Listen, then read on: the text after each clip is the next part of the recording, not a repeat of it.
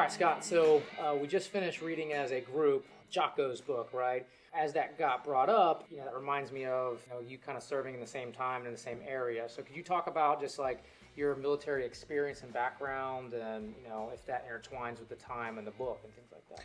Yeah, absolutely. So I joined the Air Force in 1993, and I thought I was going to be just a blue suiter fixing radios and going to work every day. I quickly got into a unit that was a combat unit that we deployed. We were deploying communications asset, but we were getting close to the battle. So I kind of got the bug for that combat type of stuff. Getting into shooting the big guns, the 240 saws and the M60s, those type of things. So it kind of grew on me from there. So I had an opportunity in right around October of '96 to go to South America and start doing some drug interdiction, working satellite communications. So I got attached to a SOD-A, which is the Army Special Operations Teams, and I was kind of their satellite communications support. With that in South America, we were doing quite a bit of covert type stuff. We were doing a lot of listening. Our mission there was to look for low-flying aircraft. Drug trafficking planes, right? Yeah, absolutely. So when you watch like Narcos and stuff, right, all of those operations and how they sneak it across and things like that. Absolutely. So that's what's been interesting with watching the Narcos series is putting the pieces all together, because I was kind of a smaller fish in the whole bigger picture. Yeah. And learning the names, we heard them when we were over there, but they didn't mean anything at the time because we were in the thick of it, so we really didn't have time to kind of digest that. We were just doing the job, doing the mission. Yeah. So what type of training, so obviously in the military you have basic training and then you have advanced training in your career field or whatever, but what type of training did you get to prepare you for that type of a mission? So for South America, there was kind of an immersion by fire, really. What I did, I get sent to Costa Rica for 3 weeks to basically live with a family there to learn the language. It was sink or swim. You learn the language, you learn enough to get by. That was about all the training that I got for that until I got to Panama, which Panama Air Force Base was still around back in that time.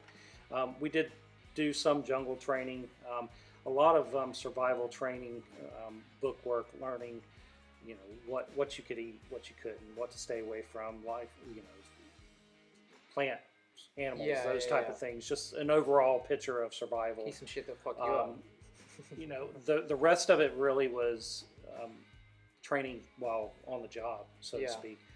This was kind of my first big boy mission because I was with special operations team that have had years of experience to do this, and I was there I was their radio guy.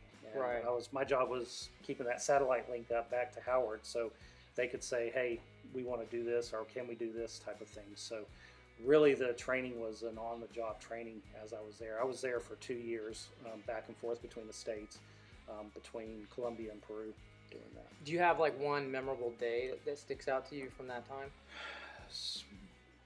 One memorable day probably would be, we had incoming aircraft. It was I believe it was like a 727 or 737. It was landing without any type of information. It wasn't squawking anything. It wasn't giving us any information. So they kind of got really concerned about it. And it was, so we had gone over to the airport to kind of investigate with Colombian officials. And this is like one of their main airports. This was in Leticia, Colombia, okay, which is right on the Amazon River. So we were basically at the leading edge between Brazil and Colombia, right on that in Leticia. And the plane that was landing was Bill Gates. Oh, really? Yeah. So it was kind of interesting because he stepped off of his plane with his little entourage. Right. And I believe what they were doing is it was really popular for a lot of people to come in and take a cruise down the Amazon. And I believe at that time, this was back in '96, so I believe at that time that's what he was doing there. So, Bill Gates. Yeah. So the South America thing was interesting because it was more covert action. We spent a lot of time out of military uniform. We were technically not there in a military role, so we had to kind of blend in, which is somewhat difficult. I'm 6'1", blue eyes. I'm definitely not Hispanic, so blending in was a challenge, but we made it work. What would be like your daily attire?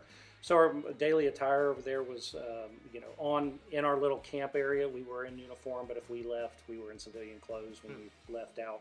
A lot of times we weren't carrying, so to speak, but we were carrying the Beretta 92 concealed. So my first taste of concealed carry really was in South America because we weren't carrying a lot. We had the AR-15 platform on base on our little camp, which was, kind of anything that you would see out of older Vietnam movies where it was, sandbags, tents, the whole thing. Yeah. So we had our AR-15s on post, but we never left post with them. The only thing we could technically leave with was a concealed Beretta 92. So, like I said, that was kind of my first taste of concealed carry and how to do that properly because it's not legal there, so to speak, and having a concealed gun in middle of Leticia, Colombia, or any in that area would be a whole lot different than doing it here in Durham. Whereas with a concealed carry permit, even if it's showing a little bit, as long as I'm legally concealing it, then no harm. If somebody catches me there, then it's a little different story. Especially if it's some cartel people that are pissed off that you're disrupting their channels of drug traffic. So could you say any maybe general principle or anything that you learned from that experience that would translate to modern concealed carry right now? Right. So my biggest thing with concealed carry is just properly concealing. We always speak about legally concealed carry, which is the gun is hidden from the public view, versus proper concealed carry. And proper concealed carry, in my opinion, is that nobody would be able to detect it, which could be anything from the clothes you're wearing or body movements, those type of things. Somebody that's really good can pick it out no matter what you're doing. But for the most people, if it's properly concealed, I feel like you could go anywhere with it and not be detected.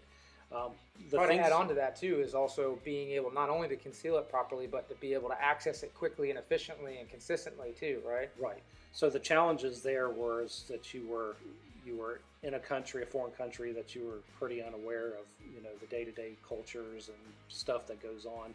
So you had to quickly adapt to what was normal and what was not normal. Pick up on things that were maybe not normally out of place, right? But were out of place. Kind of like in Left of Bang, which we're reading right now as a group, right. Picking out anomalies.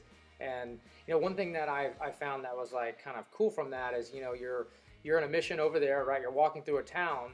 How do you distinguish a military age male and who is that? And like there's women that were doing suicide vests and they were using children as diversions and stuff. And so like how do you pick that out? And I think you can use that in modern concealed carry too, of like who are the bad guys, who like profiling. They call it combat profiling, I think, in the book, right? Right. So the biggest challenge was, of course, being able to blend in as well. Somebody, a local down there could carry easily, or because they're automatically there, local, of course. For me, with a tight haircut and shaved face, 6'1" blue eyes, obviously I'm not supposed to be there. Right. Typically. So the challenges with that is to blend in quite a bit. So the challenges for concealed carry was finding something and not having. I didn't have. Well, a whole they're already going to be looking at you, right. So then it has to be even more evident that you don't have anything on, because now those are two things that are anomalies for them. Correct. Especially in '96. '96 was just 3 years since the incident with the main drug guy down there, Pablo Escobar. Yeah. He died in '93, right? And just 3 years later, we're still down there, so it was still very heavy in there. So to a lot of the local people, everybody was DEA, right? So especially I was 26 at the time, so this 6'1" gringo, I have to be DEA because why else would I be there? Right. And I mean, like as you research and find out, the government and the police were on the payroll of right. cartels. Not all of them, but like there was a large influence that the cartel could put onto the government and military police, right? So then you're thinking you might not even known at the time how risky it was, because if you do get pulled in for something or you get arrested for something, now can they link you to whatever operation you're doing, and now are you going to get kidnapped and stuff like that? Did they tell you anything about if you get caught in or questioned or whatever, what you're supposed to do? Well, we officially weren't there. We were in a supporting role for the Colombian government. So our main mission there was for, detecting plane traffic carrying drugs. So the station there was a radar station, and that was our primary mission back then.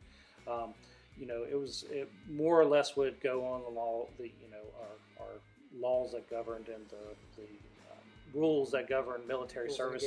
Rules of engagement were slightly different there because obviously, unless we were engaged, we weren't going to engage. But everything still applied. We were still military members. We just the code of ethics never changed for that. We would all deny, as long as we could. It's kind of my first trip into Letitia when you're walking around downtown and you see, military type people outside of buildings with, automatic weapons, those type of things. It kind of makes it really quick for you, and that pucker power, it gets there quick.